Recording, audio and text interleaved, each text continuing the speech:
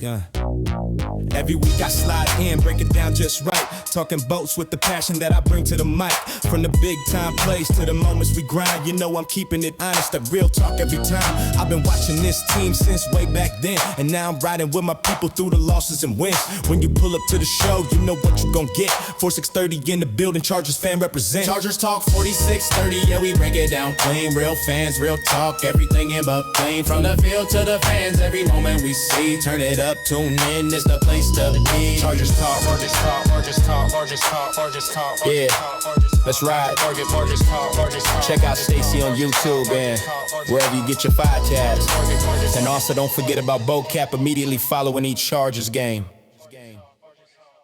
Hey, what's going on, everybody? This is Stacy, and welcome back to Chargers Talk 4630. And as always, I want to thank each and every one of you who continue to show up for us, whether you're watching live, catching the replay, or listening on your favorite podcast platform, right? If you haven't already, please make sure you like, share, and subscribe. That support really helps the channel grow, and I truly appreciate every single one of you. I'm not going to hold you too long, and if you stay to the end, I have a surprise for you that I'm sure you'll enjoy. All right, let's get into it. I've been doing a lot of research on what's been going on with the Cowboys in order to have a respectful and proper preview with the Chargers this weekend. So here we go. The Chargers head to Dallas this Sunday to take on the Cowboys, and this is one of those games where the records tell one story, but the momentum tells another. The Chargers come into this matchup riding high. They've won 6 of their last 7 games. They're 10-4 on the season. They're coming off back-to-back wins as an underdog. Meanwhile, the Cowboys are trending in the opposite direction. Dallas has lost 2 straight games as a favorite, has a record of 6-7-1, and is all but officially eliminated from the playoff picture. Now, what's interesting is that just a couple of weeks ago, it looked like the Cowboys and the defense were starting to turn the corner. But that didn't last too long. Over the last 2 games alone, Dallas has surrendered 78 points, and the same issues we've seen all year, poor run defense, missed assignments, and communication breakdowns have shown back up. Now, don't get it twisted. The Cowboys have offensive talent. Dak Prescott can throw the ball downfield with the best of them. And if you let this turn into a fast-paced shootout, Dallas can absolutely be dangerous. The receivers are lethal. That's why the Chargers' approach in this game is so important. The Chargers' defense has quietly been one of the more consistent units in the league, allowing the 9th fewest points per game. And if you're Jim Harbaugh and Jesse Minter, you don't want this game played at a fast tempo. You want to shorten the game, control the clock, and keep the Cowboys' offense watching from the sideline. That's why I expect the Chargers to once again lean heavily on the run game. Over the past 3 games, they've dominated time of possession, rushing the ball 110 times compared to 75 passing attempts by Justin Herbert. That balance has been a recipe for success, and it puts Herbert in the best position to have success, right? One thing we can say about Justin Herbert is when you have those moments that arise and swing momentum, he has delivered when it mattered the most. Back-to-back wins against the reigning AFC champion Kansas City Chiefs and the Super Bowl champion Philadelphia Eagles, it says a whole lot. He hasn't forced throws, he's been patient, and when the moment called for it, he made the big play. This matchup favors that approach. The Cowboys are allowing the 7th most yards per carry and the 3rd most rushing first downs in the league. And to add insult to injury, there's a strong possibility that their best defensive player, defensive tackle, Quentin Williams, may not play because he's in concussion protocol. That would be a big blow to this defense since they have been playing better since his arrival. And that's a problem when you're facing a Chargers team that wants to lean on you, drain the clock, and keep the chains moving. If the Chargers stay committed to the run, they can once again control the flow of this game. Now, on the Dallas side, there's just a lot of inconsistency. The defense has talent, but the scheme hasn't worked. The execution hasn't been there. And offensively, they've struggled in big moments, red zone issues. The run game was disappearing when they needed the most and costly mistakes at the worst times. And of course, there's the bigger picture, coaching questions, organizational pressure, and the constant spotlight that comes with being the self-proclaimed America's team, the Dallas Cowboys. This was a team with huge national expectations, and once again, they haven't lived up to them. Now, if the Cowboys are looking for anything about the Chargers that they feel they could take advantage of in this game, it's early in the season. The Chargers did struggle in games they probably should have won. Losses to the Giants and the Commanders and that blowout against the Jaguars are still part of their story this year, right?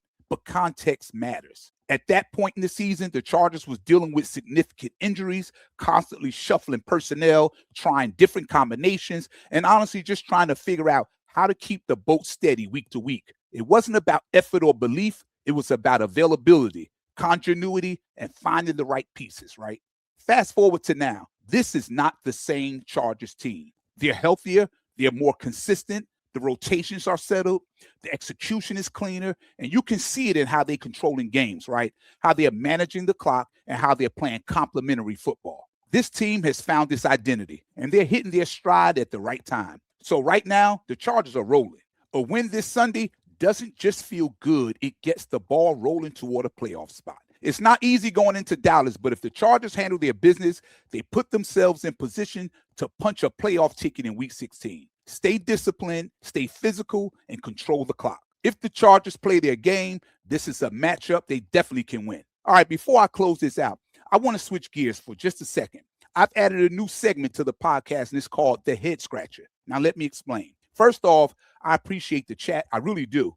Different opinions, different viewpoints. That's what makes this community what it is. Sometimes we all agree together, but everybody doesn't have to agree with me, and I don't have to always agree with you, and that's perfectly fine too. But every once in a while, somebody drops a take in the comment section that just stops you in your tracks. And when that happens, yeah, I have to address it. So when you hear this,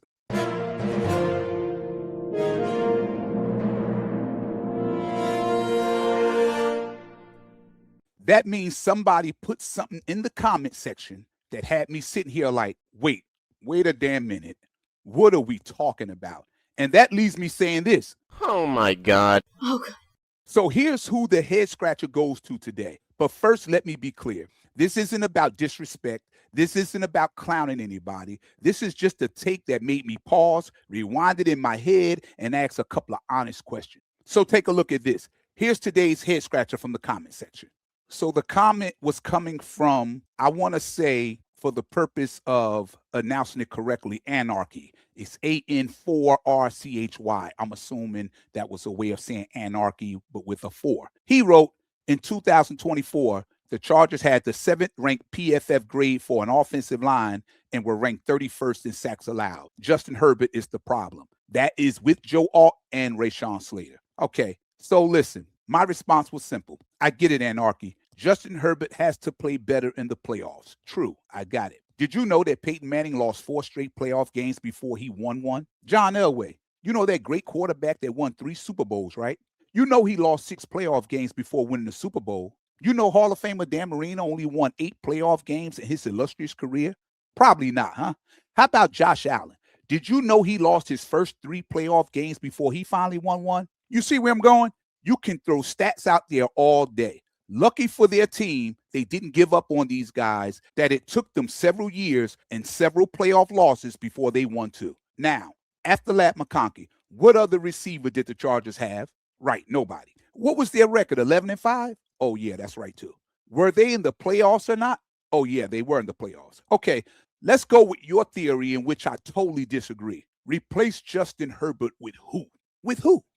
I respect your opinion, but that was a horribly bad take. Replace Justin Herbert with whom? So, Anarchy, look, I thank you for your engagement and your comment. I really do appreciate you. I'm not mad at your opinion, but I'm confused by your logic, because when you look at what's actually happening on the football field, it doesn't really line up with your take. And that's why your take was the first one to land in my head scratcher category. All right, we'll leave it right there. No hard feelings, no shade, just football talk and some fun. That's going to do it for today's episode of Chargers Talk 4630. As always, thank you to everyone who continues to support this channel. Make sure you like, share, and subscribe, and let me know what you think about this matchup in the comments. And before I exit, you know how I feel about the media coverage that sucks when it comes to covering the Chargers, right?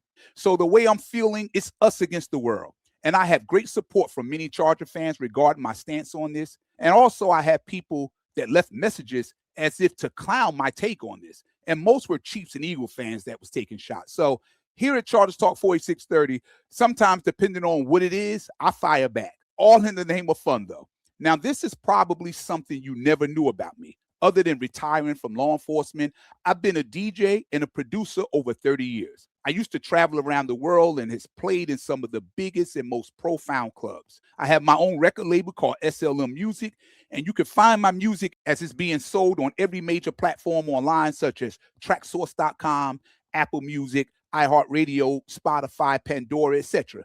And at the present, whenever I get in the mood on Fridays, I DJ live on a streaming platform called Twitch. I play all club and soulful house music. So if you like that feel-good music, check me out on Twitch by going there, looking up my name, and follow me. It doesn't cost you anything. Maybe I'll see you in the chat room on Friday rocking my Chargers gear. You want more info on what I'm doing, just Google me. So all this time, you're dealing with a multi-talented dude that's still at it even in my 60s. So now back to this. I put a rap song together as my way to clap back at the Chiefs and Eagle fans leaving messages in the comment section, and also to the national media. I'll let it play out as the podcast ends. I will see you Sunday after the game as me and my son Justin summarize the game on BoatCap.